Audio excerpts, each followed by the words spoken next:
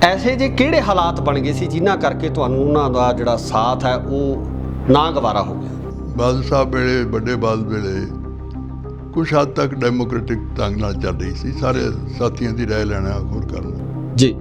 सुखबीर ने आके इंडिविजुअल फैसले लेने शुरू कर दिते, सिवाए पैसे तो उन्होंने कोई नज़र ही नहीं होर चीज़ आउंदा सी। श्रोमणी गुरुद्वारा प्रबंधक कमेटी च बहुत ज़्यादा करप्शन आ गई, बेइंतहाई हो गई जी। तो श्री अकाल तख्त साहब की मान मर्यादा भी जिमें जथेदारां नूं बुला के घरें उन्हां तो फैसला कराया गया। प्रधान मंत्री साहब वालों पिछले दिनी अयोध्या दे विच राम मंदिर का उद्घाटन मौके एक बयान दिता गया, उस बयान बारे तुहाडा की कहना है? जां पटना साहब के जो साबका जथेदार ने उन्हां वालों भी ਜਿਹੜਾ ਬਿਆਨ ਜਾਰੀ ਕੀਤਾ ਗਿਆ ਜਿਹਦੀ ਕਾਫੀ ਖਿਲਾਫਤ ਕੀਤੀ ਗਈ, ਸਿੱਖਾਂ ਦੇ ਮਨਾਂ ਦੇ ਵਿੱਚ ਰੋਸ ਹੈ ਜਿਹੜਾ ਉਸ ਬਿਆਨ ਦੇ ਪ੍ਰਤੀ ਜਿਹੜਾ ਪਾਇਆ ਗਿਆ, ਇਹਨਾਂ ਦੋਨਾਂ ਬਿਆਨਾਂ ਨੂੰ ਕਿਸ ਤਰੀਕੇ ਨਾਲ ਦੇਖੋ? ਬਿਆਨਾਂ ਨੂੰ ਜਿਹਦਾ ਮੈਂ ਧਾਰਮਿਕ ਬੰਦਾ ਤਾਂ ਹੈ ਨਹੀਂ।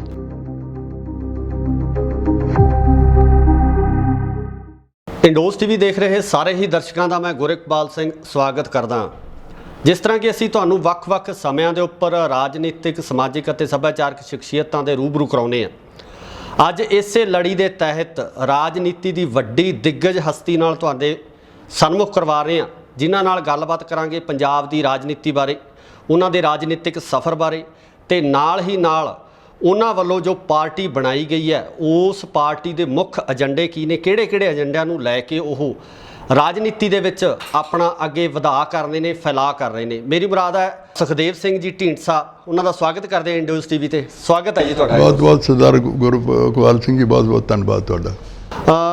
ਢੀਂਡਸਾ ਸਾਹਿਬ, ਪਹਿਲਾ ਸਵਾਲ ਤੁਹਾਨੂੰ ਮੈਂ ਇਹੀ ਕਰਨਾ ਚਾਹੂੰਗਾ ਕਿ ਅਕਾਲੀ ਦਲ ਬਾਦਲ ਨਾਲ ਤੁਹਾਡਾ ਲੰਬਾ ਸਫ਼ਰ, ਤੁਸੀਂ ਰਾਜਨੀਤੀ ਦੇ ਵਿੱਚ ਰਹੇ ਹੋ, ਉਹਨਾਂ ਨਾਲ ਤੁਸੀਂ ਚੱਲੇ ਹੋ, ਐਸੇ ਜੇ ਕਿਹੜੇ ਹਾਲਾਤ ਬਣ ਗਏ ਸੀ ਜਿਨ੍ਹਾਂ ਕਰਕੇ ਤੁਹਾਨੂੰ ਉਹਨਾਂ ਦਾ ਜਿਹੜਾ ਸਾਥ ਹੈ ਉਹ ਨਾ ਗਵਾਰਾ ਹੋ ਗਿਆ? देखो, सब तो बड़ी गल तो यह हो गई कि पार्टी बादल साहब वेले ਵੱਡੇ बादल वेले कुछ हद तक डेमोक्रेटिक ढंग नाल चल रही सी, सारे साथियों की राय लेना गौर करना। जी। सुखबीर ने आके इंडिविजुअल फैसले लेने शुरू कर दिते, सिवाए पैसे तो उन्होंने कोई नज़र ही नहीं होर चीज़ आउंदा सी। पैसे वाला नाल ही उन्होंने मुलाकात होर, उन्होंने एजेंडा भी जिहड़ा पंथक एजेंडा सी वो भी छड्डता। जी। मेरा पार्टी भी 2-3 बारी गल हुई, मैं क्या भी पंथक एजेंडे तो बिना तुसीं जित नहीं सकते जी। श्रोमणी अकाली दल कोल जे पंथक एजेंडा ही नहीं तो होर की रहूगा जी। उन्हां दे नाल डिफरेंसिस होए, फिर चलो उन्होंने फैसला कर लिया, वो बड़ा रौला पै गया जिहड़ा माफ़ी दा सी जी, सरसे वाले दी जी। ते उस तो बाद उन्हां नूं असीं उदों भी कहंदे रहे, चलो वापस भी होया, उहदी सीट बनाती कि उस तो बाद उन्होंने ਜਿਹੜਾ ਗੁਰੂ ਗ੍ਰੰਥ ਸਾਹਿਬ ਦੀ ਬੇਅਦਬੀ ਹੋਈ ਉਹਦੀ ਸਿੱਟ ਬਣਾਤੀ। ਜਦੋਂ ਅਸੀਂ ਗੱਲ ਕਰਨੀ ਕਿ ਬਾਦਲ ਸਾਹਿਬ ਦਾ ਕੀ ਹੋਇਆ, ਉਹ ਕਹਿੰਦੇ ਸੀ ਸਿੱਟ ਬਣੀ ਹੋਈ ਹੈ, ਉਹਦੀ ਰਿਪੋਰਟ ਆ ਜਾਣ ਦਿਓ। ਜਸਟਿਸ ਜੱਜ ਦੀ ਇੱਕ ਕਮੇਟੀ ਵੀ ਬਣਾਤੀ, ਰਿਟਾਇਰਡ ਜੱਜ ਸੀ ਜੀ ਜੀ। ਅਤੇ ਉਹ ਗੱਲਾਂ ਕਾਫੀ ਹੱਦ ਤੱਕ ਸਾਡੀਆਂ ਚੱਲਦੀਆਂ ਰਹੀਆਂ, ਪਰ ਜਦੋਂ ਸੁਖਬੀਰ ਦੇ ਹੱਥ ਆ ਗਿਆ ਸਾਰਾ ਕੁਛ ਤਾਂ ਉਹਨੇ ਸਾਰਾ ਪ੍ਰਵਾਹ ਕਰਨੀ ਛੱਡ ਦਿੱਤੀ, ਉਹ ਆਪਣੇ ਤੌਰ 'ਤੇ ਫੈਸਲੇ ਕਰਨੇ ਉਹਨੇ ਸ਼ੁਰੂ ਕਰ ਦਿੱਤੇ ਜੀ। ਅਤੇ ਉਸ ਤੋਂ ਬਾਅਦ ਸਾਡੀ ਇਹ ਹਾਲਤ ਹੋ ਗਈ ਕਿ 15 ਸੀਟਾਂ 'ਤੇ ਪਾਰਟੀ ਆ ਗਈ, ਜਦੋਂ ਕਿ ਕਦੇ ਵੀ ਘੱਟੋ ਘੱਟ ਅਪੋਜੀਸ਼ਨ ਪਾਰਟੀ ਹੁੰਦੀ ਹੋ। ਬਿਲਕੁਲ ਬਿਲਕੁਲ। ਅਤੇ ਉਦੋਂ ਵੀ ਮੈਂ ਕਿਹਾ ਕਿ ਸੁਖਬੀਰ ਤੈਨੂੰ ਰਿਜ਼ਾਈਨ ਕਰਨਾ ਚਾਹੀਦਾ ਅਤੇ ਪ੍ਰਧਾਨਗੀ ਤੋਂ ਰਿਜ਼ਾਈਨ ਕਰ ਦੇ ਜੀ। ਅਤੇ ਮੇਰੀ ਬਨਪੁਰਾ ਸਾਹਿਬ ਨੇ ਵੀ ਸਪੋਰਟ ਕੀਤੀ ਜੀ। ਉਦੋਂ ਪਹਿਲਾਂ ਕੁਛ ਥੋੜ੍ਹੇ ਜਿਹੇ ਢੰਗ ਨਾਲ ਆਪਣੇ ਸਿੱਖਵਾਂ ਨੇ ਵੀ ਕਿਹਾ, ਪਰ ਹੋਰ ਕੋਈ ਬੋਲਿਆ ਨਹੀਂ। ਅਤੇ ਉਹ ਗੁੱਸੇ ਹੋ ਕੇ ਬਾਹਰ ਜਾਣ ਲੱਗਿਆ, ਕਹਿਣ ਲੱਗਿਆ ਜੀ ਜੇ ਜਿੱਤੇ ਅਸੀਂ ਦੂਜੀ ਵਾਰੀ ਉਦੋਂ ਸੁਖਬੀਰ ਚੰਗਾ ਸੀ ਜੀ, ਅਤੇ ਹੁਣ ਹਾਰ ਗਏ ਤਾਂ ਹੁਣ ਸੁਖਬੀਰ ਮਾੜਾ ਹੋ ਗਿਆ। ਮੈਂ ਬਿਲਕੁਲ ਠੀਕ ਹੈ, ਜਿੱਤ ਵੀ ਪ੍ਰਧਾਨ ਨੂੰ ਕ੍ਰੈਡਿਟ ਜਾਂਦਾ, ਹਾਰ ਦਾ ਵੀ ਡਿਸਕ੍ਰੈਡਿਟ ਪ੍ਰਧਾਨ ਨੂੰ ਜਾਂਦਾ। ਸਾਰੀ ਦੁਨੀਆ ਛੱਡਦੀ ਆਈ ਹੈ ਜੀ। ਉਹਨੇ ਕੋਈ ਕਮੇਟੀ ਨਹੀਂ ਬਣਾਈ ਜੀ ਵੀ ਇਹ ਪਤਾ ਕੱਢੋ ਵੀ ਕੀ ਕਾਰਨ ਹੈ ਸਾਡੇ ਹਾਰਨ ਦਾ ਜੀ, ਔਰ ਉਸ ਤੋਂ ਬਾਅਦ ਕੀ ਕਰੀਏ। ਉਸ ਤੋਂ ਮੈਂ ਸੋਚਿਆ ਵੀ ਹੁਣ ਇਹ ਕੋਈ ਸਾਡੀ ਇੱਥੇ ਸੱਦ ਪੁੱਛ ਨਹੀਂ, ਨਾ ਹੀ ਉਸ ਏਜੰਡੇ ਨੂੰ ਲੈ ਕੇ ਤੁਰੇ ਨੇ ਜਿਹਦੇ ਲਈ ਅਕਾਲੀ ਦਲ ਬਣਿਆ ਸੀ, ਜਿਨ੍ਹਾਂ ਸਿਧਾਂਤਾਂ ਵਾਸਤੇ ਸ਼੍ਰੋਮਣੀ ਅਕਾਲੀ ਦਲ ਬਣਿਆ ਸੀ ਉਹ ਵੀ ਛੱਡਤੇ ਸਾਰੇ ਜੀ। ਅਤੇ ਇਸ ਕਰਕੇ ਦੂਸਰਾ, ਸ਼੍ਰੋਮਣੀ ਗੁਰਦੁਆਰਾ ਪ੍ਰਬੰਧਕ ਕਮੇਟੀ 'ਚ ਬਹੁਤ ਜ਼ਿਆਦਾ ਕਰਪਸ਼ਨ ਆ ਗਈ ਜੀ, ਬੇਇੰਤਹਾਈ ਹੋ ਗਈ ਜੀ। ਅਤੇ ਸ਼੍ਰੀ ਅਕਾਲ ਤਖਤ ਸਾਹਿਬ ਦੀ ਮਾਨ ਮਰਿਆਦਾ ਵੀ ਜਿਵੇਂ ਜਥੇਦਾਰਾਂ ਨੂੰ ਬੁਲਾ ਕੇ ਘਰੇ ਉਹਨਾਂ ਤੋਂ ਫੈਸਲਾ ਕਰਾਇਆ ਗਿਆ। ਉਹਦੀ ਮਾਨ ਮਰਿਆਦਾ ਵੀ ਭੰਗ ਹੋ ਗਈ। ਬਿਲਕੁਲ, ਇਹ ਸਾਰੇ ਗੱਲਾਂ ਨੂੰ ਮੁੱਖ ਰੱਖ ਕੇ ਫਿਰ ਅਸੀਂ ਕਿਹਾ ਵੀ ਹੁਣ ਸਾਡਾ ਬਾਹਰ ਆਉਣਾ ਹੀ ਠੀਕ ਹੈ, ਅੰਦਰ ਬੈਠ ਕੇ ਸਾਡੀ ਗੱਲ ਕੋਈ ਨਹੀਂ ਚੱਲ ਰਹੀ। ਅਸੀਂ ਉਸ ਤੋਂ ਬਾਅਦ ਬਾਹਰ ਨਿਕਲੇ। ਢੀਂਡਸਾ ਸਾਹਿਬ, ਗੱਲ 'ਚ ਸਵਾਲ ਇਹ ਖੜਾ ਹੋ ਜਾਂਦਾ ਹੈ ਕਿ ਤੁਹਾਡਾ ਜਿਹੜਾ ਵਿਰੋਧ ਵੀ ਸਿਧਾਂਤਕ ਪੱਖਾਂ ਤੋਂ ਸੁਖਬੀਰ ਦੇ ਨਾਲ ਸੀ ਜਾਂ ਪਾਰਟੀ ਦੇ ਵਿੱਚ ਹੋ ਰਹੀਆਂ ਗਲਤ ਗਤੀਵਿਧੀਆਂ ਸੀ? ਇੱਕ ਪਾਰਟੀ ਪ੍ਰਧਾਨ ਨੇ ਪਾਰਟੀ ਉਸ ਤਰ੍ਹਾਂ ਚਲਾਉਣੀ ਸ਼ੁਰੂ ਕਰ ਦਿੱਤੀ ਜੀ। ਇੰਡੀਵਿਜੂਅਲ ਕਿਸੇ ਨਾਲ ਕੀ ਸਾਡਾ ਸਮਝੌਤਾ ਹੋ ਸਕਦਾ? ਉਹ ਪਾਰਟੀ ਉਹਨਾਂ ਲੀਹਾਂ ਤੇ ਸ਼ੁਰੂ ਕਰਤੀ ਜੀ। ਜੋ ਸੁਖਬੀਰ ਦੀ ਆਪਣੀ ਪਾਲਿਸੀ ਸੀ, ਉਹਨੇ ਸਾਰੇ ਸਿਧਾਂਤ ਤੋੜ ਦਿੱਤੇ। ਪਾਰਟੀ ਦੇ ਸਾਰੇ ਸਿਧਾਂਤ SGPC ਦੇ ਉਹਦੇ 'ਚ ਕਬਜ਼ਾ ਕਰਕੇ ਉਹੀ ਕਰਤਾ ਜੋ ਸੁਖਬੀਰ ਕਹਿੰਦਾ ਉਹੀ ਕੁਛ ਹੋਊਗਾ। SGPC 'ਚ ਵੀ ਜੋ ਮਰਜ਼ੀ ਕਰਪਸ਼ਨ ਹੋਏ, ਜਥੇਦਾਰਾਂ ਨੂੰ ਘਰ ਬੁਲਾ ਕੇ ਉਹਨੇ ਫੈਸਲਾ ਕੀਤਾ। ਇਸ ਕਰਕੇ ਪਾਰਟੀ ਨਾਲ ਸੀ ਸਾਡਾ ਕਿ ਇੱਕ ਪਾਰਟੀ ਨੂੰ, ਜੋ ਪਾਰਟੀ ਸਾਡੇ ਬਜ਼ੁਰਗਾਂ ਨੇ ਬੜੀ ਕੁਰਬਾਨੀਆਂ ਤੋਂ ਬਾਅਦ ਬਣੀ ਹੈ ਪਾਰਟੀ, ਤੇ ਬੜਾ ਸੁਨਹਿਰੀ ਇਤਿਹਾਸ ਹੈ, ਉਹਨੂੰ ਉਹ ਮਿੱਟੀ 'ਚ ਮਿਲਾ ਰਿਹਾ ਜੀ। ਇਸ ਕਰਕੇ ਸਿਧਾਂਤਕ ਮਤਭੇਦ ਹੋਣ ਦੇ ਨਾਤੇ ਅਸੀਂ ਤੁਸੀਂ ਜਦੋਂ ਪਾਰਟੀ ਦੇ ਵਿੱਚ ਸੀ, ਪਾਰਟੀ ਦੇ ਵਿੱਚ ਰਹਿੰਦੇ ਆ, ਤੁਸੀਂ ਇਹਨਾਂ ਗੱਲਾਂ ਦੇ ਖੁਲਾਸੇ ਕਿਉਂ ਨਹੀਂ ਕੀਤੇ? ਬੜੇ ਕੀਤੇ ਜੀ, ਬਹੁਤ ਕੀਤੇ ਅੰਦਰ ਬੈਠ ਕੇ। ਜੀ। ਇਹ ਕੁਛ ਗੱਲਾਂ ਬਾਹਰ ਆਈਆਂ, ਕੁਛ ਤਾਂ ਪਾਰਟੀ ਦੇ ਅੰਦਰ ਹੀ ਹੁੰਦਾ, ਤੁਹਾਨੂੰ ਪਤਾ ਵੀ ਸਾਰੇ ਨਹੀਂ। ਉਹ ਗੱਲਾਂ ਵੀ ਕਈ ਬਹੁਤ ਦੇਰ ਬਾਅਦ ਆਈਆਂ। ਉਦੋਂ ਵੀ ਹੋਇਆ ਗੱਲ ਜਿੱਦਣ ਮੈਂ ਕਿਹਾ ਰਿਜ਼ਾਈਨ ਕਰੇ ਕਿ ਨਾ ਜੀ ਹੁਣ ਆਪਾਂ ਨੂੰ ਬਾਹਰ ਨਹੀਂ ਗੱਲ ਕਰਨੀ ਚਾਹੁੰਦੀ, ਪਰ ਬਾਹਰ ਆ ਗਈਆਂ ਗੱਲਾਂ। ਇਸ ਕਰਕੇ ਅੰਦਰ ਬਹੁਤ ਕੁਛ ਅਸੀਂ ਕਰਦੇ ਰਹੇ, ਕੋਸ਼ਿਸ਼ ਕਰਦੇ ਰਹੇ, ਤੇ ਪਰ ਨਹੀਂ ਗੱਲ ਬਣੀ। ਫਿਰ ਉਸ ਤੋਂ ਬਾਅਦ ਬਾਹਰ ਆਉਣਾ ਹੀ ਮੁਨਾਸਿਬ ਸੀ। ਤੁਸੀਂ ਇਸ ਸਾਰੇ ਮਸਲੇ ਬਾਬਤ ਸੁਖਬੀਰ ਦੀਆਂ ਜੋ ਮਨਮਾਨੀਆਂ ਜੋ ਸੁਖਬੀਰ ਬਾਦਲ ਵੱਲੋਂ ਕੀਤੀਆਂ ਜਾਂਦੀਆਂ ਸੀ, ਇਸ ਦੇ ਬਾਬਤ ਸਰਦਾਰ ਪ੍ਰਕਾਸ਼ ਸਿੰਘ ਬਾਦਲ ਜਿਹੜੇ ਕਿ ਤੁਹਾਡੇ ਸਾਥੀ ਰਹੇ ਨੇ, ਕਾਲੇ ਦਿਨਾਂ ਦੇ ਵਿੱਚ ਤੁਸੀਂ ਸੰਘਰਸ਼ ਇਕੱਠਿਆਂ ਲੜਿਆ, ਜੇਲ੍ਹਾਂ ਵੀ ਕੱਟੀਆਂ, ਉਹਨਾਂ ਨਾਲ ਕੋਈ ਗੱਲਬਾਤ ਕੀਤੀ? ਇਸ ਬਾਰੇ ਉਹਨਾਂ ਨੂੰ ਦੱਸਿਆ ਜਾਂ ਉਹਨਾਂ ਦਾ ਕੀ ਵਿਊ ਸੀ? ਉਹਨਾਂ ਦਾ ਵਿਊ ਅਸੀਂ ਮਹਿਸੂਸ ਕੀਤਾ। ਉਹਨਾਂ ਨੂੰ 2-3 ਵਾਰੀ ਗੱਲ ਹੋਈ ਹੈ ਉਹਨਾਂ ਦੀ। ਅਸੀਂ ਮਹਿਸੂਸ ਕੀਤਾ ਵੀ ਉਹ ਆਪਣੇ ਹਥਿਆਰ ਸੁੱਟ ਗਏ ਘਰ ਦੇ ਮੂਹਰੇ, ਜੀ, ਘਰਦਿਆਂ ਦੇ ਮੂਹਰੇ। ਉਹਨਾਂ ਨੇ ਕੋਈ ਗੱਲ ਸਿਰੇ ਨਹੀਂ ਲਾਈ। ਉਹਨਾਂ ਨੇ ਹਾਂ ਹੂੰ ਕਰਦੇ ਰਹੇ। ਉਹਨਾਂ ਨੇ ਕੋਈ ਗੱਲ ਨਹੀਂ, ਜਦੋਂ ਵੀ ਹੁੰਦੀ ਕੋਈ ਗੱਲ ਤੇ ਸੁਖਬੀਰ ਨਾਲ ਕਰ ਲਓ ਜੀ, ਸੁਖਬੀਰ ਨਾਲ ਕਰ ਲਓ ਜੀ। ਤੇ ਸੁਖਬੀਰ ਵਾਲੇ ਤਾਂ ਗੱਲ ਹੁੰਦੀ ਸੀ ਤੇ ਉਹੀ ਕਹਿੰਦੇ ਸੁਖਬੀਰ ਨਾਲ ਕਰ ਲਓ ਜੀ। ਤੇ ਇਸ ਕਰਕੇ ਮਨ ਕਿਹਾ ਵੀ ਇਸ ਤੋਂ ਬਾਅਦ ਨੰਬਰ 2 ਇਹ ਸੀ ਕਿ ਅਸੀਂ ਇਹ ਮਹਿਸੂਸ ਕੀਤਾ, ਮੈਂ ਤਾਂ ਛੱਡ ਕੇ ਦੇਖੋ, ਅਸੀਂ ਸਾਰੇ ਅਹੁਦੇ ਛੱਡ ਕੇ ਆਏ ਜੀ। ਮੈਂ ਉੱਥੇ ਲੀਡਰ ਵੀ ਸੀਗਾ ਰਾਜ ਸਭਾ 'ਚ ਜੀ। ਮੈਂ ਸੈਕਟਰੀ ਜਨਰਲ ਵੀ ਸੀ, ਉਹ ਤੋਂ ਅਸਤੀਫਾ ਦਿੱਤਾ ਜੀ। ਰਵਿੰਦਰ ਲੈਜਿਸਲੇਚਰ ਪਾਰਟੀ ਦਾ ਲੀਡਰ ਵੀ ਸੀ ਤੇ ਜਨਰਲ ਸੈਕਟਰੀ ਵੀ ਸੀ ਪਾਰਟੀ ਦਾ। ਉਹਨੇ ਵੀ ਦੋਨੋਂ 'ਚੋਂ ਅਸਤੀਫੇ ਦਿੱਤੇ। ਜੀ। ਮੈਨੂੰ ਕਿਸੇ ਨੇ ਕਿਹਾ ਕਿ ਜੀ ਉਹ ਕਹਿੰਦੇ ਆ ਕਿ ਤੁਸੀਂ ਰਾਜ ਸਭਾ 'ਚ ਕਿਉਂ ਨਹੀਂ ਦਿੱਤਾ? ਮੈਂ ਕਿਹਾ ਮੈਂ ਅੱਜ ਦੇਣ ਨੂੰ ਤਿਆਰ ਹਾਂ, ਪਰ ਕਾਂਗਰਸ ਨੂੰ ਜਿਤਾਉਣਾ ਚਾਹੁੰਦੇ ਅਸੀਂ। ਬਿਲਕੁਲ। ਕਾਂਗਰਸ ਜਿੱਤੇਗੀ, ਰਾਜ ਸਭਾ 'ਚ ਕਾਂਗਰਸ ਜਾਏਗੀ ਜੀ। ਇਸ ਕਰਕੇ ਉਹ ਸਿਧਾਂਤਕ ਮਤਭੇਦਾਂ ਕਰਕੇ ਸਾਡੀ ਹੋਈਆਂ ਦੂਰੀ ਤੇ ਵੱਖਰੇ ਆਏ। ਵੱਖਰੇ ਆ ਕੇ ਪਹਿਲਾਂ ਤਾਂ ਮੇਰੀ ਸਲਾਹ ਵੀ ਸੀ ਕਿ ਰਿਟਾਇਰਮੈਂਟ ਹੈ ਹੁਣ, ਕੋਈ ਮੈਂ ਕਾਫੀ ਦੇਰ ਘਰ ਹੀ ਬੈਠਾ ਰਿਹਾ ਜੀ। ਪਰ ਜਦੋਂ ਦੇਖਿਆ ਵੀ ਹੁਣ SGPC ਜਿੰਨਾ ਕੁਛ ਹੋ ਰਿਹਾ ਤੇ ਸਿੱਖ ਸਿਧਾਂਤਾਂ ਨੂੰ ਜਮੇ ਸਿੱਕੇ ਤੇ ਟੰਗਦਾ, ਮੇਰੇ ਮਨ 'ਚ ਆਇਆ ਵੀ ਫਿਰ ਕੀ ਕਹੇਗੀ ਸਾਡੇ ਆਉਣ ਵਾਲੀ ਨਸਲਾਂ, ਸਾਡੇ ਬੱਚੇ ਕੀ ਕਹਿਣਗੇ ਵੀ ਕੋਈ ਅਕਾਲੀ ਨਹੀਂ ਸੀ ਜਿਹੜਾ ਕੋਈ ਬੋਲ ਸਕਿਆ ਹੋਵੇ ਜੀ। ਜਦੋਂ ਬੋਲੇ ਤੇ ਲੋਕਾਂ ਨੇ ਅੱਜ ਬਹੁਤ ਬੜਾ ਉਤਸ਼ਾਹ ਦੇ ਰਹੇ ਨੇ ਸਾਨੂੰ। ਬੜਾ ਲੋਕਾਂ ਦੇ ਮਨ ਵਿੱਚ ਗੁੱਸਾ ਸੀ ਪਰ ਬੋਲਿਆ ਨਹੀਂ ਸੀ ਕੋਈ। ਬਿਲਕੁਲ। ਤੁਹਾਨੂੰ ਲੱਗਦਾ ਕਿ ਪ੍ਰਕਾਸ਼ ਸਿੰਘ ਬਾਦਲ ਹੈ ਜਿਹੜੇ ਉਹ ਆਪਣੇ ਪਰਿਵਾਰ ਦੇ ਵਿੱਚ ਇਸ ਪ੍ਰਧਾਨਗੀ ਨੂੰ ਰੱਖਣਾ ਚਾਹੁੰਦੇ ਜਾਂ ਪਾਰਟੀ ਨੂੰ ਸਿਰਫ ਪਰਿਵਾਰ ਤੱਕ ਸੀਮਿਤ ਰੱਖਣਾ ਚਾਹੁੰਦੇ? ਬਿਲਕੁਲ ਉਹਨਾਂ ਦੇ ਮਨ 'ਚ ਇਹੀ ਸੀ ਕਿ ਮੇਰਾ ਪੁੱਤਰ ਹੀ ਬਣੇ। ਉਹਨੇ ਸਾਰੀਆਂ ਗੱਲਾਂ ਛੱਡ ਦਿੱਤੀਆਂ। ਸਾਨੂੰ ਉਮੀਦ ਵੀ ਨਹੀਂ ਸੀ ਕਿ ਬਾਦਲ ਸਾਹਿਬ ਇੰਨਾ ਜ਼ਿਆਦਾ ਉਹ ਕਰ ਦੇਣਗੇ ਵੀ। ਪੰਜ ਵਾਰੀ ਮੁੱਖ ਮੰਤਰੀ ਰਹੇ, ਇੰਨੇ ਲੰਮਾ ਸਮਾਂ ਰਹੇ, ਪ੍ਰਧਾਨ ਸੀਗੇ। ਤੇ ਅਸੀਂ ਕੀ ਕਿਹਾ ਸੀ? ਅਸੀਂ ਤਾਂ ਉਦੋਂ ਬਲਕਿ ਇਹੀ ਕਿਹਾ ਸੀ ਕਿ ਪ੍ਰਧਾਨ ਬਾਦਲ ਸਾਹਿਬ ਨੂੰ ਬਣਾ ਲਓ, ਤੂੰ ਰਿਜ਼ਾਈਨ ਕਰ। ਡੈਮੋਕ੍ਰੈਟਿਕ ਤਰੀਕੇ ਨਾਲ ਕਿਸੇ ਦੀ ਵੀ ਚੋਣ ਹੋ ਸਕਦੀ ਹੈ। ਅੱਛਾ, ਹੁਣ ਇਹ ਹੈ ਕਿ ਸਾਡਾ ਹੁਣ ਸਿਧਾਂਤ ਇਹੀ ਹੈ ਕਿ ਪਾਰਟੀ ਨੂੰ ਵੀ ਡੈਮੋਕ੍ਰੈਟਿਕ ਢੰਗ ਨਾਲ ਬਣਾਉਣਾ ਜੀ। ਜਿਸ ਇਸ਼ੂਜ਼ ਲਈ ਜਿਸ ਤਰ੍ਹਾਂ ਬਣੀ ਸੀ ਪਾਰਟੀ, ਜਿਨ੍ਹਾਂ ਸਿਧਾਂਤਾਂ ਲਈ ਉਹ ਚਲਾਉਣੇ। ਅਸੀਂ ਸ਼੍ਰੀ ਅਕਾਲ ਤਖਤ ਸਾਹਿਬ ਦੀ ਮਾਨ ਮਰਿਆਦਾ ਬਹਾਲ ਕਰਨੀ ਜਿਸ ਤਰ੍ਹਾਂ ਹੋਣੀ ਸੀ। ਔਰ ਪਾਰਟੀ ਨੂੰ ਉਹ SGPC ਨੂੰ ਉਹ ਨਰੋਲ ਜਦੋਂ ਹੁਣ ਇਲੈਕਸ਼ਨ ਆਏਗੀ, ਨਰੋਲ ਅਕਾਲੀ ਦਲ ਦੇ ਜਿਹੜੇ ਸਿੱਖ ਪਰੰਪਰਾਵਾਂ ਨਾਲ ਚੱਲਣਗੇ, ਜਿਨ੍ਹਾਂ ਨੂੰ ਰਾਜਨੀਤੀ ਨਾਲ ਕੋਈ ਸੰਬੰਧ ਨਹੀਂ ਹੋਏਗਾ ਜੀ, ਉਹ ਮੁੜ ਕੇ ਕੋਈ ਅਹੁਦਾ ਨਹੀਂ ਮੰਗਣਗੇ, ਨਾ ਰਾਜਨੀਤਿਕ, ਨਾ ਕੋਈ MLA, ਨਾ MLC, ਨਾ ਕੋਈ ਚੇਅਰਮੈਨ, ਨਾ ਕੋਈ ਰਾਜਨੀਤਿਕ ਅਹੁਦਾ ਨਹੀਂ ਮੰਗਣਗੇ। ਉਹਨਾਂ ਨੂੰ ਐਫੀਡੇਵਿਟ ਦੇਣਾ ਪਊਗਾ ਜਿਹੜਾ IGPC ਸੈਪਰੇਟ ਦੋਨਾਂ ਧਾਰਮਿਕ ਤੇ ਰਾਜਨੀਤਿਕ ਦੋਵਾਂ ਨੂੰ ਸੈਪਰੇਟ ਕਰ ਦਿਓ। ਬਿਲਕੁਲ ਵੱਖੋ ਵੱਖ। ਇਸ ਸਮੇਂ ਤੁਹਾਨੂੰ ਲੱਗਦਾ ਕਿ ਸ਼੍ਰੋਮਣੀ ਕਮੇਟੀ ਦੇ ਵਿੱਚ ਪੂਰੀ ਤਰ੍ਹਾਂ ਨਾਲ ਰਾਜਨੀਤੀ ਚੱਲ ਰਹੀ ਹੈ, ਜਿਹੜੇ ਫੈਸਲੇ ਆ ਉਹ ਅਕਾਲੀ ਦਲ ਦੇ ਕਹਿਣ ਦੇ ਉੱਪਰ ਜਥੇਦਾਰ ਸਾਹਿਬਾਨ ਵੱਲੋਂ ਲਏ ਜਾ ਰਹੇ ਆ ਜਾਂ ਪਿੱਛੇ ਲਏ ਗਏ ਹੈ? ਸਾਰਿਆਂ ਨੂੰ ਪਤਾ ਜੀ, ਬਿਲਕੁਲ ਠੀਕ ਹੈ। ਹੁਣ ਸਾਰੀ ਇਸ ਵਕਤ ਪੂਰਾ ਕੰਟਰੋਲ ਜੋ ਸੁਖਵੀਰ ਆਰਡਰ ਕਰਦਾ ਹੈ ਉਸੇ ਦੀ ਬਦਲੀ ਹੁੰਦੀ ਹੈ, ਉਹ ਕਰਦਾ ਹੈ। ਹੁਣ ਮੈਂ ਤਾਂ ਪ੍ਰਧਾਨ ਬਣ ਕੇ ਮੈਨੂੰ ਪ੍ਰਧਾਨ ਬਣਾ ਲਿਆ, ਮੈਨੂੰ ਪ੍ਰਧਾਨ ਬਣ ਕੇ ਮੈਂ 2-3 ਗੁਰੂ ਘਰਾਂ ਜਾਣਾ ਹੀ ਸੀ ਜਦੋਂ ਸਾਡੇ ਅਕਾਲ ਤਖਤ ਨੇ ਜਾਂ ਬਹੁਤ ਇਤਿਹਾਸਿਕ ਗੁਰਦੁਆਰੇ ਨੇ ਜੀ। ਮੈਂ ਕਿਹਾ ਉਹਨਾਂ ਨੂੰ ਇਹ ਆਰਡਰ ਸੀ ਕਿ ਕੋਈ ਪ੍ਰਾਈਵੇਟ ਵੀ ਸਰੋਪਾ ਨਹੀਂ ਦੇ ਸਕਦਾ ਅੰਦਰ ਜੀ। ਮੈਂ ਕੋਈ ਸਰੋਪੇ ਲੈਣ ਨਹੀਂ ਗਿਆ ਸੀ, ਮੈਂ ਤਾਂ ਨਕਮਸਤਕ ਹੋਣ ਗਿਆ ਸੀ, ਉੱਥੋਂ ਆਸ਼ੀਰਵਾਦ ਲੈਣ ਗਿਆ ਸੀ। ਚਾਹੇ ਮੁਕਤਸਰ ਸਾਹਿਬ ਗਏ, ਚਾਹੇ ਆਪਣੇ ਦਮਦਮਾ ਸਾਹਿਬ ਗਏ, ਚਾਹੇ ਹਰਿਮੰਦਰ ਸਾਹਿਬ ਅਕਾਲ ਤਖਤ ਸਾਹਿਬ ਤੇ ਗਏ ਜੀ। ਇਸ ਕਰਕੇ ਚਾਹੇ ਹੁਣ ਕੱਲ੍ਹ ਅਸੀਂ ਗੋਇੰਦਵਾਲ ਸਾਹਿਬ ਗਏ ਜੀ। ਉੱਥੇ ਬਲਕਿ ਜਿਹੜੇ ਮੇਰੇ ਨਾਲ ਸੀ ਸਾਥੀ ਉਹਨਾਂ ਨੇ ਕਿਹਾ ਚਲੋ, ਕਹਿੰਦੇ ਸਾਨੂੰ ਮਰਵਾਉਣਾ ਹੈ, ਉਹਦਾ ਗਰੰਟੀ ਕਹਿੰਦਾ ਸਾਨੂੰ ਮਰਵਾਉਣਾ ਹੈ। ਮੇਰਾ ਮਤਲਬ ਇੱਥੋਂ ਤੱਕ ਰਾਜਨੀਤੀ ਹੈ ਕਿ ਉਹਨਾਂ ਦੀ ਹਿੰਮਤ ਹੀ ਨਹੀਂ ਕਿਸੇ IGPC ਦੇ ਮੁਲਾਜ਼ਮ ਦੀ ਕਿ ਕੋਈ ਹੋਰ ਕਿਸੇ ਉਹਨਾਂ ਤੋਂ ਬਿਨਾਂ ਪਿੱਛੇ ਕੋਈ ਗੱਲ ਹੋ ਜਾਵੇ। ਸਰੋਪੇ ਵੀ ਉਹਨਾਂ ਦੇ ਕਹਿਣ ਤੇ ਪਾਏ। ਹਾਂ, ਬਸ ਹਾਲਾਂਕਿ ਮੈਂ ਸਰੋਪੇ ਕੋਈ ਲੈਣ, ਮੈਂ ਸਾਰੇ ਆਪਣੇ ਦੋਸਤਾਂ ਨੂੰ ਕਿਹਾ ਵੀ ਆਪਾਂ ਸਰੋਪੇ ਲੈਣ ਨਹੀਂ ਆਏ, ਆਪਾਂ ਗੁਰੂ ਮਹਾਰਾਜ ਤੋਂ ਆਸ਼ੀਰਵਾਦ ਲੈਣਾ ਹੈ। ਢੀਂਡਸਾ ਸਾਹਿਬ, ਹੁਣ ਤੁਸੀਂ ਐਲਾਨ ਕਰ ਚੁੱਕੇ ਹੋ, ਆਪਣੀ ਪਾਰਟੀ ਦਾ ਐਲਾਨ ਤੁਸੀਂ ਕੀਤਾ ਹੋਇਆ ਹੈ, ਕਿਸ ਤਰੀਕੇ ਦਾ ਤੁਹਾਨੂੰ ਰਿਸਪੌਂਸ ਪੰਜਾਬ ਦੇ ਵਿੱਚੋਂ ਮਿਲ ਰਿਹਾ ਤੇ ਤੁਹਾਡੀਆਂ ਜਿਹੜੀਆਂ ਆਉਣ ਵਾਲੀਆਂ ਯੋਜਨਾਵਾਂ ਕੀ ਨੇ?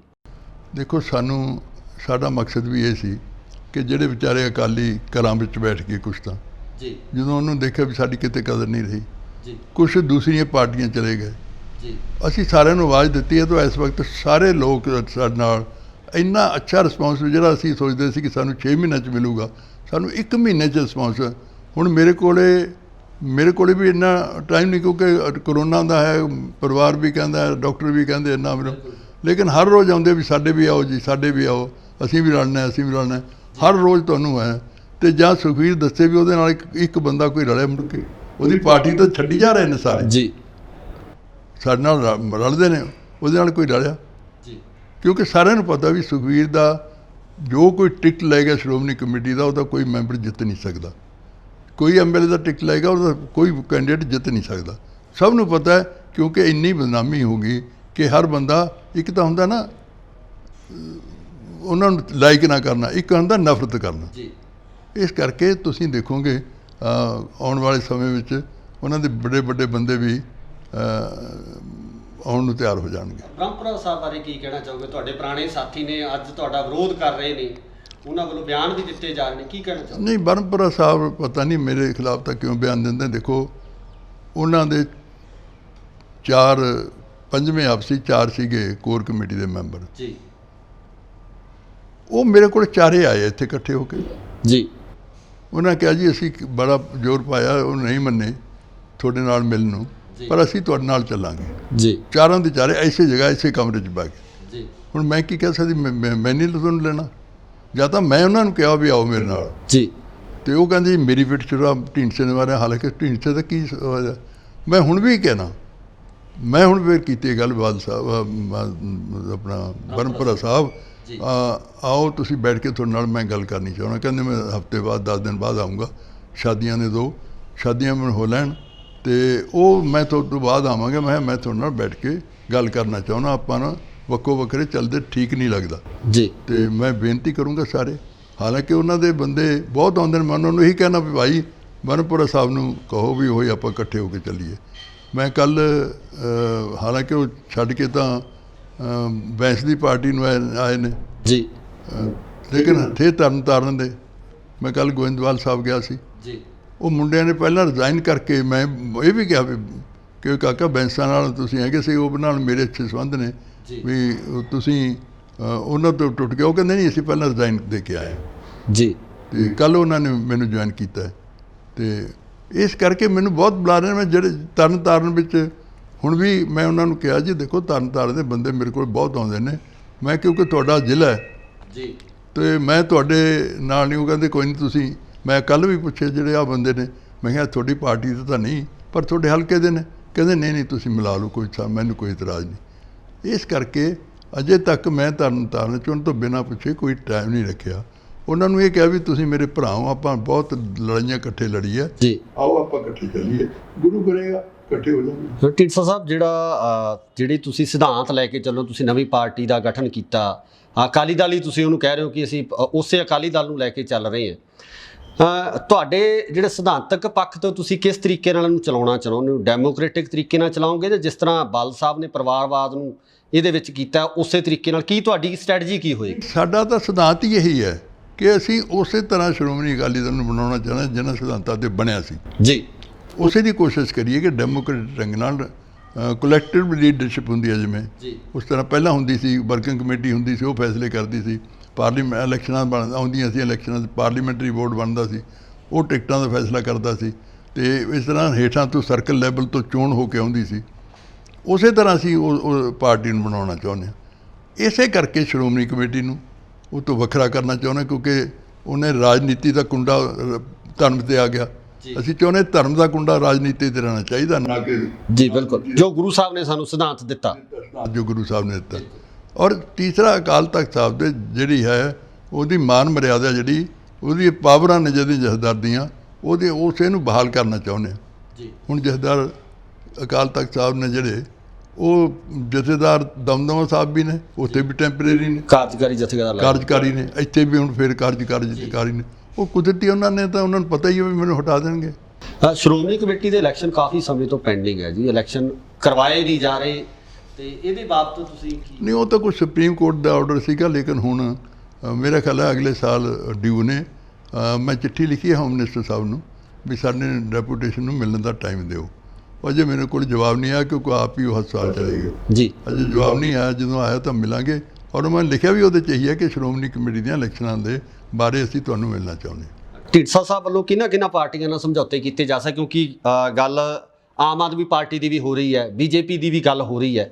ਤੁਹਾਡਾ ਜਿਹੜਾ ਕਿਹਦੇ ਨਾਲ ਗੱਲਬਾਤ ਚੱਲ ਰਹੀ ਹੈ ਜਾਂ ਗੱਲਬਾਤ ਕਰਨੀ ਚਾਹੋਗੇ? ਦੇਖੋ, ਸਾਡੀ ਕਿਸੇ ਨਾਲ ਅਜੇ ਗੱਲ ਨਹੀਂ ਕੋਈ। ਸਾਡਾ ਮਕਸਦ ਇੱਕ ਹੈ ਕਿ ਅਸੀਂ ਆਪਣੀ ਪਾਰਟੀ ਤਕੜੀ ਕਰਨੀ ਹੈ, ਪਹਿਲਾ ਨੰਬਰ 1 ਜੀ। ਦੂਸਰਾ ਇਹ ਹੈ ਕਿ ਜਿਹੜਾ ਪੰਜਾਬ ਦੇ ਹਿੱਤ ਲਈ ਜੇ ਕੋਈ ਫੈਸਲਾ ਕੋਈ ਪਾਰਟੀ ਵੀ ਕਰਦੀ ਹੈ ਤੇ ਉਹਦੀ ਅਸੀਂ ਡਟ ਕੇ ਮੁਖਾਲਫਤ ਕਰਾਂਗੇ। ਪੰਜਾਬ ਦੇ ਹਿੱਤ ਲਈ, ਸਿੱਖਾਂ ਦੇ ਹਿੱਤਾਂ ਲਈ ਉਹਦੀ ਕਰਾਂਗੇ, ਮੁਖਾਲਫਤ ਕਰਾਂਗੇ। ਨੰਬਰ 2, ਜਦੋਂ ਇਲੈਕਸ਼ਨਾਂ ਆਉਣਗੀਆਂ ਉਸ ਤੋਂ ਪਹਿਲਾਂ ਦੇਖਿਆ ਜਾਊਗਾ ਵੀ ਅਸੀਂ ਕਿਸੇ ਨਾਲ ਸਮਝੌਤਾ ਕਰਨਾ ਹੈ ਕਿ ਨਹੀਂ ਕਰਨਾ। ਜੇ ਕਰਨਾ ਤਾਂ ਕਿਹਦੇ ਨਾਲ? ਇੱਕੋ ਚੀਜ਼ ਸਾਡੀ ਪਾਰਟੀ ਵਿੱਚ ਫੈਸਲਾ ਜਿਹੜਾ ਹੋਇਆ ਮੈਂ ਉਹੀ ਕਹਿਣਾ, ਕਿਉਂਕਿ ਮੈਂ ਆਪ ਤਾਂ ਇਕੱਲਾ ਕੁਝ ਨਹੀਂ ਕਹਿ ਸਕਦਾ।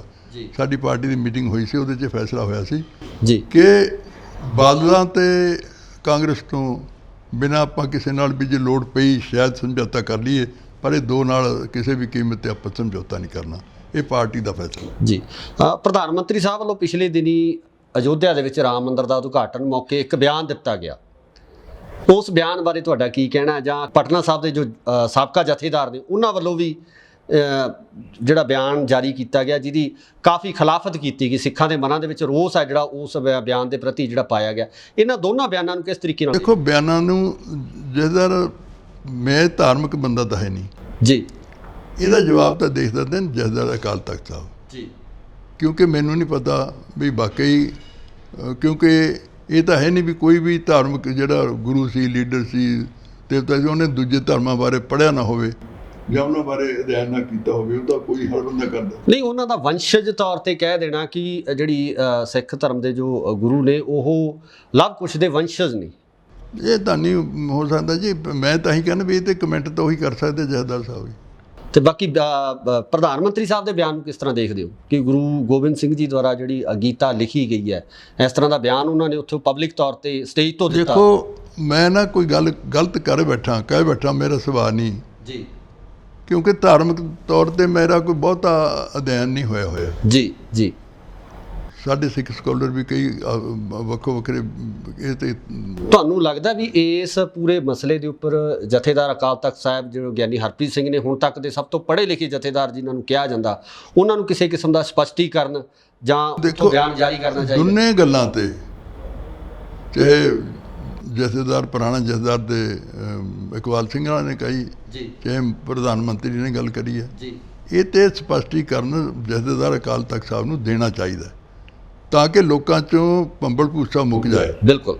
ਇਸ ਕਰਕੇ ਮੈਂ ਅੱਜ ਵੀ ਅਪੀਲ ਕਰਦਾ ਜਥੇਦਾਰ ਸਾਹਿਬ ਨੂੰ ਤੁਹਾਡੇ ਰਾਹੀਂ ਕਿ ਉਹਦਾ ਕੋਈ ਨਾ ਕੋਈ ਉਹਦਾ ਸਪਸ਼ਟੀਕਰਨ ਦੇਣ ਕਿ ਉਹ ਗੱਲਾਂ 'ਚ ਕਿੰਨੀ ਸੱਚਾਈ ਹੈ ਕਿੰਨਾ ਝੂਠ। ਕਿਉਂਕਿ ਬਹੁਤ ਸਾਰੇ ਪ੍ਰਚਾਰਕ ਆ ਜਿਹੜੇ ਇਸ ਦੀ ਖਿਲਾਫਤ ਵੀ ਕਰ ਰਹੇ ਆ, ਇਹਦੇ ਖਿਲਾਫ ਬੋਲ ਵੀ ਰਹੇ ਆ। ਉਹਨਾਂ ਵੱਲੋਂ ਸਿੱਧੇ ਤੌਰ ਤੇ ਕਿਹਾ ਜਾ ਰਿਹਾ ਕਿ ਅਣਅਧਿਕਾਰਿਤ ਬਿਆਨ ਹੈ, ਪਰ ਜਥੇਦਾਰ ਸਾਹਿਬ ਦੀ ਚੁੱਪ ਨੂੰ ਤੁਸੀਂ ਕਿਸ ਤਰ੍ਹਾਂ ਦੇਖਦੇ? ਨਹੀਂ, ਅਸਲ ਜੇ ਕੋਈ ਵੀ ਅਸਲੀ ਸਿੱਖੀ ਦਾ ਕੋਈ ਸਿੱਖੀ ਬਾਰੇ ਕੋਈ ਗੱਲ ਕਰ ਸਕਦਾ ਉਹ ਜਥੇਦਾਰ ਅਕਾਲ ਤਖਤ ਨੂੰ ਹੀ ਅਧਿਕਾਰ ਹੈ। ਸਿੱਖਾਂ ਦੀ ਸਰਵਉੱਚ ਸੰਸਥਾ ਹੈ। ਤੇ ਹੁਣ ਤੱਕ ਚੁੱਪ ਰਹਿਣਾ, ਕਈ ਗੱਲਾਂ 'ਚ ਮੈਂ ਸਮਝਦਾ ਸੀ, ਪਹਿਲਾਂ ਆਪ ਵੀ ਸੋਚਦੇ ਸੀ ਕਿ ਜਥੇਦਾਰ ਸਾਹਿਬ ਪੜ੍ਹੇ ਲਿਖੇ ਵੀ ਨੇ, ਥੋੜ੍ਹੇ ਜਿਹਾ ਲੱਗਦਾ ਸੀ ਵੀ ਥੋੜ੍ਹਾ ਜਿਹਾ ਸ਼ਾਇਦ ਇੰਡੀਪੈਂਡੈਂਟ ਕੋਈ ਡਿਸੀਜਨ ਲੈ ਸਕਣ। ਉਹਨਾਂ ਦੋ ਗੱਲਾਂ ਤੇ ਮੈਨੂੰ ਬੜੀ ਅਚੰਭਾ ਲੱਗ ਰਿਹਾ। ਇੱਕ ਇਹੀ ਗੱਲ ਜਿਹੜੀ ਤੁਸੀਂ ਕਹੀ ਹੈ ਕਿ ਉਹਨਾਂ ਨੇ ਕੋਈ ਸਪਸ਼ਟੀਕਰਨ ਨਹੀਂ ਦਿੱਤਾ। ਦੂਜਾ ਇਹ ਕਿ 267 ਜਿਹੜੇ ਸਰੂਪ ਮਹਾਰਾਜ ਦੇ ਪਤਾ ਨਹੀਂ ਲੱਗ ਰਿਹਾ, ਉਹਦਾ SGPC ਦੇ ਪ੍ਰਧਾਨ ਨੇ ਤਾਂ ਕਹਿਤਾ ਕਿ ਗਿਣਤੀ ਮਿਣਤੀ 'ਚ ਫਰਕ ਪੈ ਗਿਆ ਜੀ। ਗਿਣਤੀ ਮਿਣਤੀ ਦਾ ਇੱਕ ਅੱਧੇ ਤਾਂ ਫਰਕ ਪੈ ਸਕਦਾ ਹੈ, ਵੱਡੀ ਗਿਣਤੀ 'ਚ ਇੰਨਾ ਫਰਕ ਨਹੀਂ। 267 ਤਾਂ ਨਹੀਂ ਪੈ ਸਕਦਾ। ਨੰਬਰ 2, ਜੋ ਤਰੀਕਾ ਹੈ ਗੁਰੂ ਗ੍ਰੰਥ ਸਾਹਿਬ ਦਾ, ਜੇ ਕਿਸੇ ਨੇ ਸਰੂਪ ਲੈਣਾ ਹੈ ਤਾਂ ਉਹਨੂੰ ਬਹੁਤ ਉਹਨਾਂ ਵਿੱਚ ਦੀ ਲੰਘਣਾ ਪੈਂਦਾ ਹੈ। ਉਹਦਾ ਪਿਛੋਕੜ ਜਾ ਕੇ ਉਹਦਾ ਪਹਿਲਾਂ ਜਾ ਕੇ ਦੇਖਿਆ ਜਾਂਦਾ ਹੈ ਕਿ ਇੱਥੇ ਇਹ ਆਪਣਾ ਮਰਿਆਦਾ ਰਹੂਗੀ ਨਹੀਂ ਰਹੂ ਜੀ। ਫਿਰ ਗੁਰੂ ਘਰ ਦੇ ਜਿਹੜਾ SGPC ਦੇ ਅੰਡਰ ਹੈ ਉਸ ਗੁਰਦੁਆਰੇ 'ਚ ਜਾਂਦਾ ਸਰੂਪ, ਉੱਥੋਂ ਮੈਂਬਰ ਸ਼੍ਰੋਮਣੀ ਕਮੇਟੀ ਆਪ ਉਹਦੇ ਘਰ ਛੱਡ ਕੇ ਆਉਂਦਾ ਜੀ। ਤੇ 267 ਦਾ ਪਤਾ ਹੀ ਨਹੀਂ ਕਿੱਥੇ ਕੌਣ ਲੈ ਗਿਆ, ਕੀ ਕਿੱਧਰ ਨੂੰ ਚਲੇ ਗਏ, ਕੀ ਹੈ। ਤੇ ਜਥੇਦਾਰ ਭਾਈ ਸਾਬਕਾ ਜਥੇਦਾਰ ਹੈ ਭਾਈ ਰਣਜੀਤ ਸਿੰਘ, ਉਹਨੇ ਅੱਜ ਤੋਂ ਮਹੀਨਾ ਡੇਢ ਮਹੀਨਾ ਪਹਿਲਾਂ ਹੀ ਕਹਿਤਾ ਸੀ ਕਿ ਛਪਾਉਣੇ ਸ਼ੁਰੂ ਕਰਤੇ ਇਹਨਾਂ ਨੇ, ਤੇ ਉਹਦੇ 'ਚ ਉਹ ਕਰਨਗੇ, ਹੁਣ ਇਹਦੇ 'ਚੋਂ ਝੂਠ ਮਾਰਨਗੇ। ਉਹਦੇ 'ਚ ਜਥੇਦਾਰ ਸਾਹਿਬ ਦੀ ਚੁੱਪ ਜਾ ਕਹਿ ਲਓ, ਜਾਂ ਥੋੜ੍ਹਾ ਜਿਹਾ ਜਥੇਦਾਰ ਵੱਲੋਂ ਵੀ ਆਇਆ ਸੀ ਕਿ ਸ਼ਾਇਦ ਗਿਣਤੀ ਮਿਣਤੀ ਫਰਕ ਪਿਆ ਹੋਵੇ। ਹਾਲਾਂਕਿ ਜਥੇਦਾਰ ਨੇ 2 ਹਾਈ ਕੋਰਟ ਦੇ ਰਿਟਾਇਰਡ ਜੱਜਾਂ ਨੂੰ ਟਰਾਈ ਕੀਤਾ, ਇੱਕ ਗਰੇਵਾਲ ਸਾਹਿਬ ਨੂੰ, ਉਹਨਾਂ ਨੇ ਜਵਾਬ ਦੇ ਦਿੱਤਾ। ਫਿਰ ਬੀਬੀ ਅਪੁਆਇੰਟ ਹੋਈ ਗਈ ਸੀ, ਉਹਨੇ ਜਵਾਬ ਦੇ ਦਿੱਤਾ ਤੇ ਉਸ ਤੋਂ ਬਾਅਦ ਕੋਈ ਜੱਜ ਨਹੀਂ ਬਣਾਇਆ। ਤੇ ਇਸ ਤੋਂ ਲੱਗਦਾ ਵੀ ਉਹਨਾਂ ਤੇ ਉਸ ਪਾਰਟੀ ਦਾ, ਉਸ ਪਰਿਵਾਰ ਦਾ ਉੱਤੇ ਅਸਰ ਹੈ ਜਿਨ੍ਹਾਂ ਨੇ ਕੋਈ ਇਹ ਕਰਾਇਆ ਹੋਊਗਾ ਜੀ। ਹੁਣ ਵੀ ਜਿਹੜੇ ਲਗਾਤਾਰ ਸਰੂਪਾਂ ਦੀਆਂ ਬੇਅਦਬੀਆਂ ਹੋ ਰਹੀਆਂ, ਜਿਵੇਂ ਆਪਾਂ ਕਹਿ ਲਈਏ ਕਲਿਆਣ ਪਿੰਡ ਤੋਂ ਇੱਕ ਪਟਿਆਲਾ ਦੇ ਨੇੜੇ ਇੱਥੋਂ ਇੱਕ ਜਿਹੜਾ ਵਿਲੱਖਣ ਸਰੂਪ ਹੈ ਗੁਰੂ ਸਾਹਿਬ ਜੀ ਦੇ, ਉਹ ਵੀ ਜਿਹੜੇ ਉੱਥੋਂ ਚੋਰੀ ਹੋ ਗਏ ਆ ਜਾਂ ਮਿਸਿੰਗ ਆ ਉੱਥੋਂ, ਉਹਦੇ ਬਾਬਤ ਅਕਾਲੀ ਦਲ ਵੱਲੋਂ ਵੱਡਾ ਧਰਨਾ ਉੱਥੇ ਲਗਾਇਆ ਜਾ ਰਿਹਾ। ਉਹਨੂੰ ਕਿੱਦਾਂ ਦੇਖਦੇ ਹੋ ਤੁਸੀਂ? ਦੇਖੋ, ਇਹਨਾਂ ਦੇ ਰਾਜ ਦੇ ਵਿੱਚ ਖੁਦ ਬੇਅਦਬੀਆਂ ਹੋਈਆਂ। ਨਹੀਂ, ਮੈਂ ਕਹਿੰਦਾ ਵੀ ਇਹਦੇ 'ਚ ਵੀ ਕੈਪਟਨ ਨੂੰ ਵੀ ਬੜਾ ਧਿਆਨ ਦੇਣਾ ਚਾਹੀਦਾ ਕਿ ਜੇ ਇਸ ਤਰ੍ਹਾਂ ਦੇ ਸਰੂਪ ਹੋ ਗਏ, ਇੱਦੋਂ ਵੱਡੀ ਬੇਅਦਬੀ ਕੀ ਹੋਊਗੀ ਜੀ। ਵੀ ਤੁਸੀਂ ਸਰੂਪ ਦਾ ਲੱਭ ਹੀ ਨਹੀਂ ਰਹੇ ਕਿੱਥੇ ਨੇ।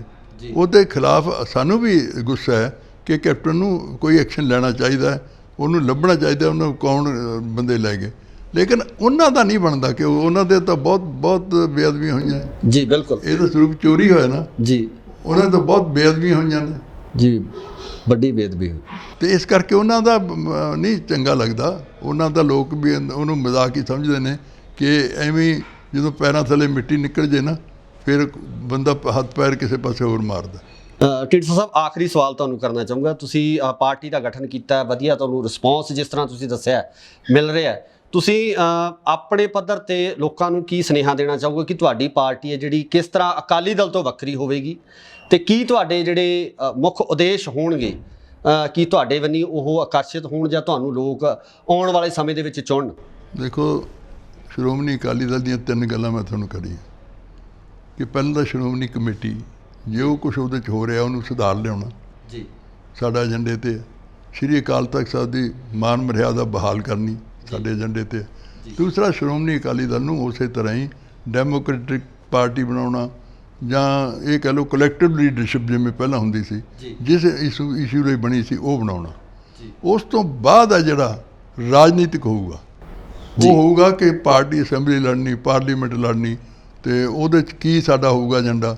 ਉਹਦੇ ਏਜੰਡੇ 'ਚ ਅਸੀਂ 16 ਪੁਆਇੰਟ ਤਾਂ ਬਣਾਏ ਨੇ ਜੀ, ਤੇ ਸਾਰੀਆਂ ਕੌਮਾਂ ਨੂੰ ਨਾਲ ਲੈ ਕੇ ਚੱਲਣਾ, ਸਾਰੇ ਧਰਮਾਂ ਦੇ ਲੋਕਾਂ ਨੂੰ ਨਾਲ ਲੈ ਕੇ ਚੱਲਣਾ, ਔਰ ਮੁਲਾਜ਼ਮਾਂ ਦੀਆਂ ਲੜਾਈਆਂ ਲੜਨੀ, ਕਿਸਾਨਾਂ ਲਈ ਖਾਸ ਕਰਕੇ ਕਿਸਾਨੀ ਨੂੰ ਪ੍ਰਫੁੱਲਿਤ ਕਰਨ ਲਈ ਉਹਨਾਂ ਦੀ ਲੜਾਈ ਲੜਨੀ। ਹੋਰ ਵੀ ਜਿਹੜੇ ਇਸ਼ੂ ਨੇ ਉਹ ਸਾਰੇ ਅਸੀਂ 16 ਪੁਆਇੰਟ ਸਾਡੇ ਬਣਾਏ ਨੇ। ਉਹ ਤਾਂ ਹੈਗਾ ਨੈਕਸਟ। ਪਹਿਲਾ ਕੰਮ ਇਹ ਹੈ ਕਿ ਪਹਿਲਾਂ ਧਰਮ ਨੂੰ ਬਚਾਓ। ਧਾਰਮਿਕ ਜਿਹੜੀ ਰਾਜਨੀਤਿਕ ਪਾਰਟੀ ਹੈ, ਜਿਹੜੀ ਜਿਹਨੂੰ ਮਾਂ ਪਾਰਟੀ ਕਿਹਾ ਜਾਂਦਾ, ਉਹਨੂੰ ਬਚਾਈਏ ਜੀ। ਤੇ ਸ਼੍ਰੀ ਅਕਾਲ ਤਖਤ ਸਾਹਿਬ ਦੀ ਮਰਿਆਦਾ ਬਹਾਲ ਕਰੀਏ। ਪਹਿਲਾ ਇਹ ਤੇ ਦੂਜਾ ਫਿਰ ਪੋਲੀਟੀਕਲ। ਬਹੁਤ ਬਹੁਤ ਧੰਨਵਾਦ, ਤੁਸੀਂ ਸਾਨੂੰ ਆਪਣੇ ਕੀਮਤੀ ਸਮੇਂ ਦੇ ਵਿੱਚੋਂ ਸਮਾਂ ਕੱਢ ਕੇ ਸਾਡੇ ਨਾਲ ਗੱਲਬਾਤ ਕੀਤੀ, ਆਪਣੇ ਵਿਚਾਰ ਸਾਂਝੇ ਕੀਤੇ। ਬਹੁਤ ਬਹੁਤ ਸ਼ੁਕਰੀਆ। ਬਹੁਤ ਬਹੁਤ ਧੰਨਵਾਦ ਸਰਦਾਰ ਗੁਰਕਵਾਲ ਸਿੰਘ ਜੀ, ਤੁਹਾਡੇ ਟੀਵੀ ਦਾ ਵੀ ਧੰਨਵਾਦ, ਤੁਹਾਡਾ ਵੀ ਧੰਨਵਾਦ, ਜਿਹੜਾ ਮੈਨੂੰ ਇਹਨਾਂ ਸਰੋਤਿਆਂ ਨਾਲ ਮਿਲਣ ਦਾ ਮੌਕਾ ਦਿੱਤਾ। ਬਹੁਤ ਮਿਹਰਬਾਨੀ ਤੁਹਾਡੀ, ਔਰ ਕੋਈ ਮੇਰੇ ਲਾਇਕ ਸੇਵਾ ਮੈਂ ਹਰ ਵਕਤ ਹਾਜ਼ਰ ਹਾਂ। ਸ਼ੁਕਰੀਆ। ਵਾਹਿਗੁਰੂ ਜੀ ਕਾ ਖਾਲਸਾ, ਵਾਹਿਗੁਰੂ ਜੀ ਕੀ ਫਤਿਹ।